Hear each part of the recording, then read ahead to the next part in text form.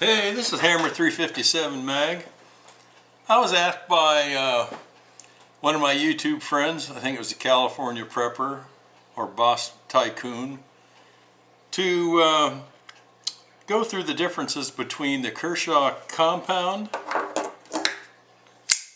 ba-bang, yeah, really nice life, and the Kershaw Turbulence. Okay, what are the differences between the two? Because they're both very similar knives, and if you look at them, there isn't really much of a difference. So quickly, let's just go through those. Again, first the Turbulence, it's got a Sandvik 14C28. It's a stainless chromium steel. And the compound on the right here is an 8CR13 MOV, which is a Chinese stainless steel, which is similar to an AUS 8. So basically, one of the big differences, of course, is the blade steel, with the Turbulence having a higher quality steel and the compound with the Chinese steel. Another difference is the Turbulence is made in the USA and the compound is made overseas. Okay, another difference is the Turbulence is a G10, and this was a glass-filled nylon, so the scales are different too. Basically, the length of both of these is 3.5 inches. Closed length is 4 5/8 on both, and the overall length on the Turbulence is slightly less than the compound. Now, one difference is the weight.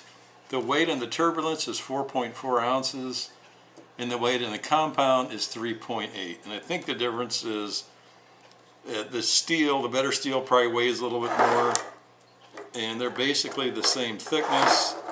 So I really don't, other than the different blade steel, I think that makes up the difference in weight. They both have a speed safe assist opening, and let's quickly go through those. Here's the compound. And here's the Turbulence.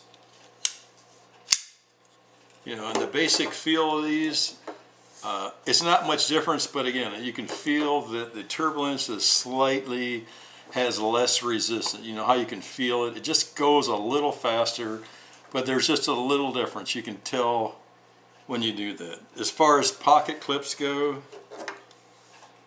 on the compound, it's right side tip up, tip down. Then when you go to the other side, the Turbulence has a tip up, and there's no right side pocket clip for the compound.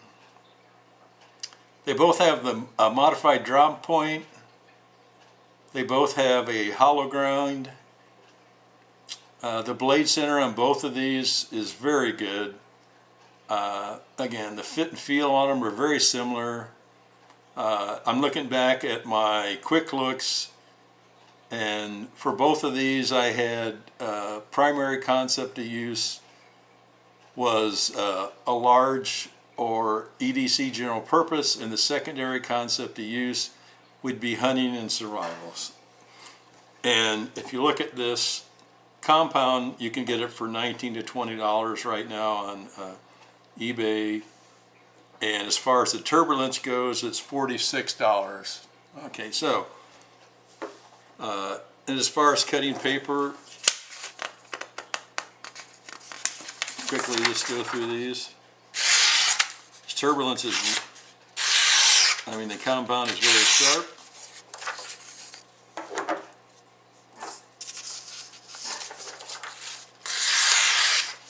The Turbulence is slightly sharper. It's one of the sharpest knives I have in my collection.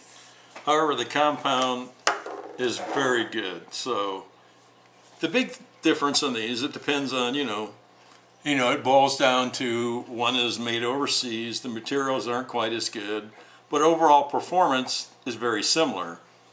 The Turbulence, of course, is American made, higher grade steel, better handle grips, and it's slightly sharper. So again, it really depends on what you want. You know, the Compound, 20 bucks. The Turbulence, 46. Make your decision.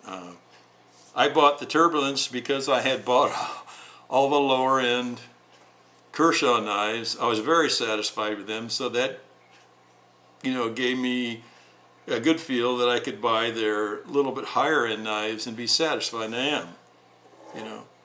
But if I was in a position where I needed two different knives and I was limited to, say, $50, you know, I would buy this and another one of the $20, $25 Kershaws and put this on the back burner and say, when I have extra money and I don't need other prepping items, then I could probably buy this knife. Okay, but I'm in that position now, so I bought this and this. I'm satisfied with both of them.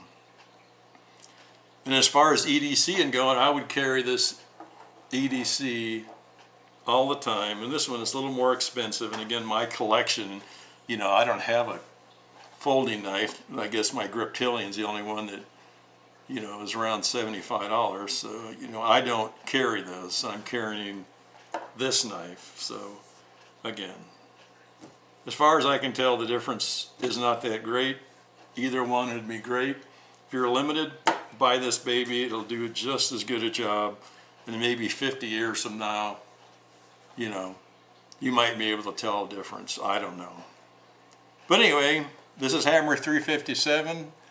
I'd like to thank you for your time on my ramblings. Have a great day. And remember, long live rock and roll and the American dream.